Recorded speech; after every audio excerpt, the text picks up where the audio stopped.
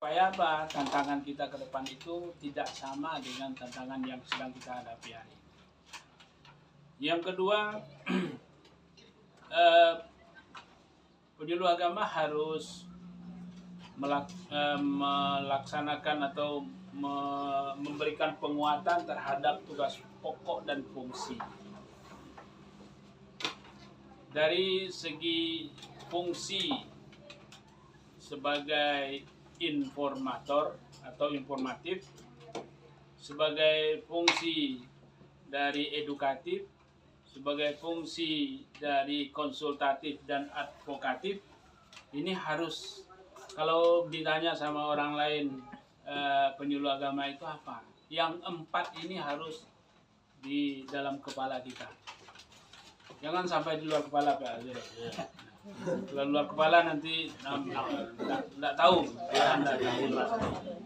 Jadi dari segi fungsi informatif misalnya, bahwa penyuluh agama itu bisa memberikan informasi-informasi yang lebih baik terhadap pemahaman-pemahaman ajaran agama dengan baik kepada masyarakat.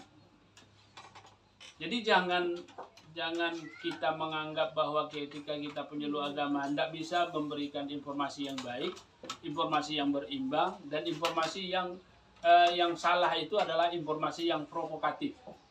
Sangat tidak baik.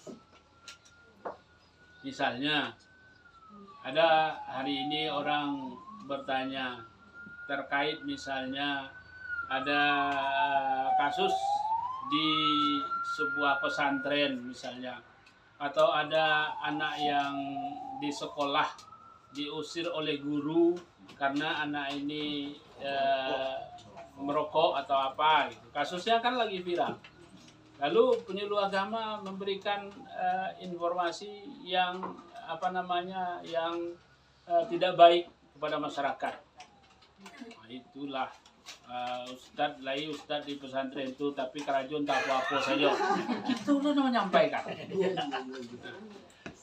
Jadi bagaimana informasi ini sebagai penyuluh agama, sebagai media informatif?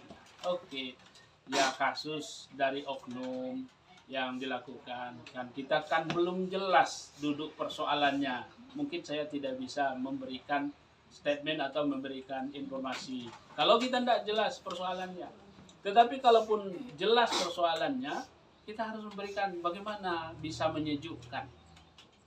Kalau misalnya kasus di pesantren lalu muncul kita kompori pula, nanti akhirnya pesantren itu tidak ada siswanya, tidak ada santrinya. Tidak kau apa dong, tidak kamu sekolahkan anak di situ. Iyo anak ambo di situ buat suruh pindah. Kan? Awak penyuluh agama. Enggak seperti itu informasinya. Kamu itu.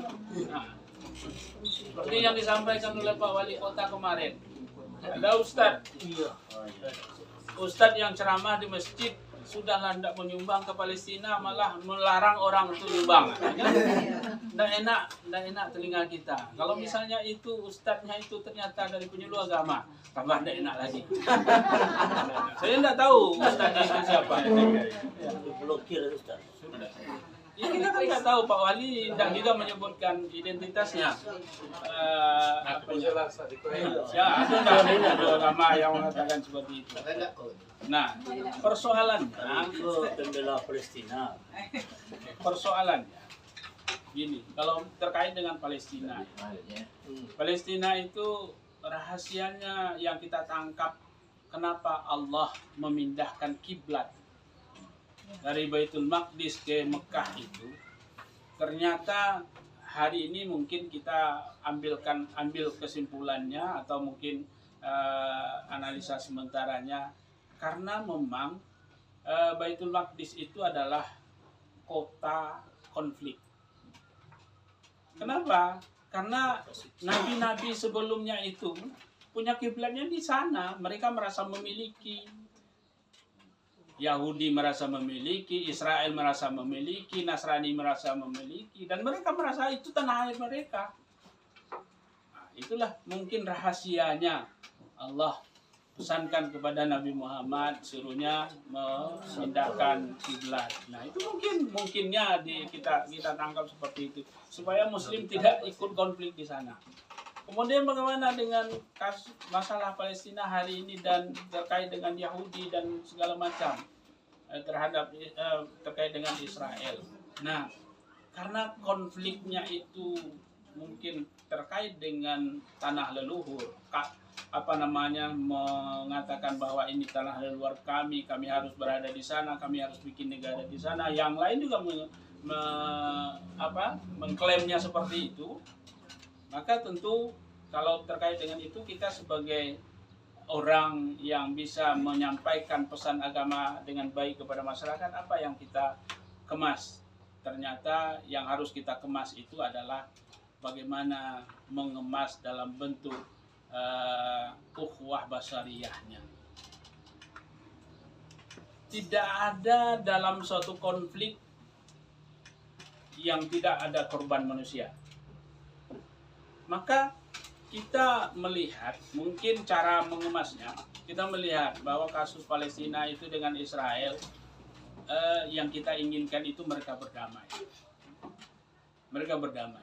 Berdamai yang seperti apa? Sama-sama mungkin kalau bisa berdamainya saling mengakui negara Israel ada, negara Palestina, dan hidup dengan rukun.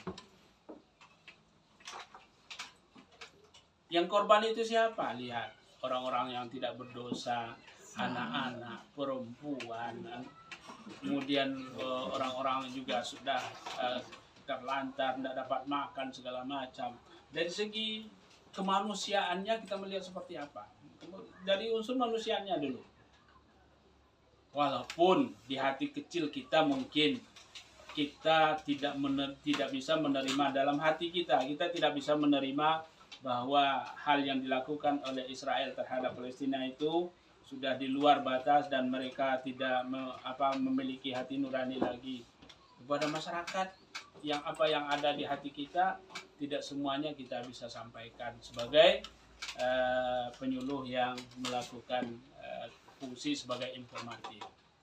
Kalau kita katakan kita boikot produknya Palestina, Israel, kita tidak mau jual beli semua produk-produk.